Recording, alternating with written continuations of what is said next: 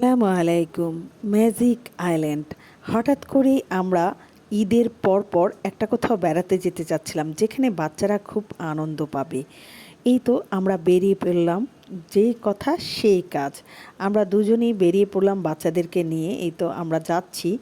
তো আমরা প্রথমে বুড়িগঙ্গা নদীর উদ্দেশ্যে রওনা দিই এবং বুড়িগঙ্গা নদীর ওইখানে যেয়ে আমরা নৌকা দিয়ে পার হয়ে ওই পারে কেরানীগঞ্জে একটা জায়গায় যাব, সেটা হলো ম্যাজিক আইল্যান্ড।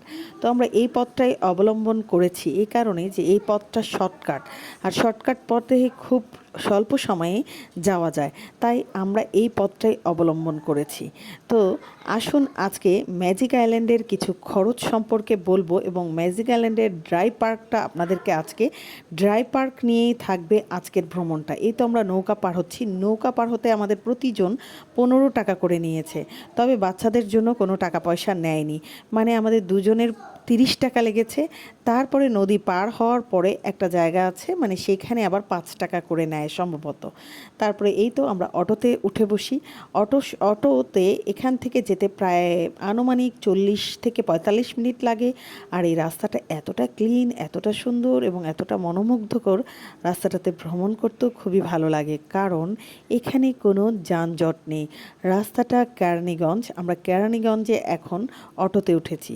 এই তো আমরা চলে এসেছি Anwar city magic island. Anwar city magic আইল্যান্ডের ঢোকার রাস্তাটা ঠিক এরকম।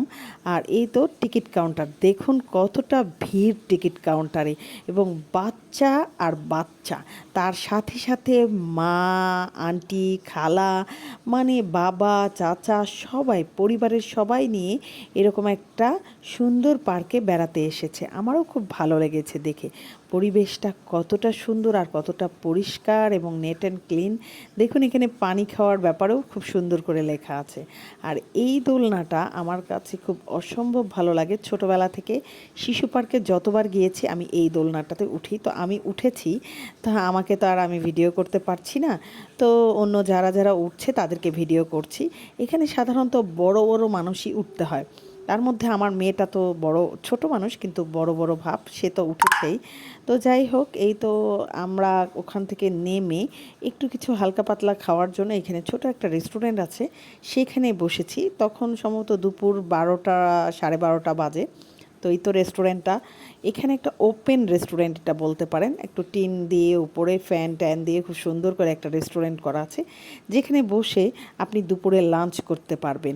এই পার্কের অন্যতম বৈশিষ্ট্য হলো এরকম সুন্দর সুন্দর কৃত্রিমভাবে বনমানুষ, ড্রাগন এসব তৈরি করে। ছোট ছোট বাচ্চারা এরকম ড্রাগন, বনমানুষ, তারপরে দেখুন ভাঙা ডিম, যেগুলোতে ছোট ছোট বাচ্চারা দেখে খুবই আকর্ষণ বোধ করে। আমার মনে হয় এই পার্কের